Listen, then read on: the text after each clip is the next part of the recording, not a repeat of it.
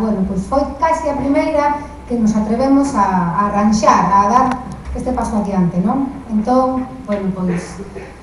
falando de atrevementos, pois queremos recordar as nosas familias que tiveron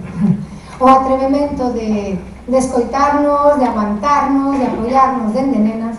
ata adultas, que somos hoxe en día, pero o impúxose a voz de Sergio Dalma, debe ser conocido.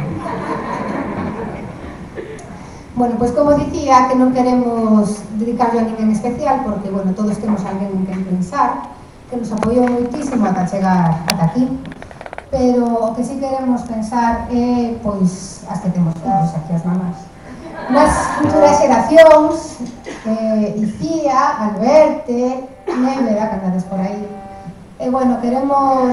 que os nosos fillos, gustaríamos que os nosos fillos se seguiran atrevendo e tiveran atrevemento para seguir creando e cantando na nosa lingua, en galego.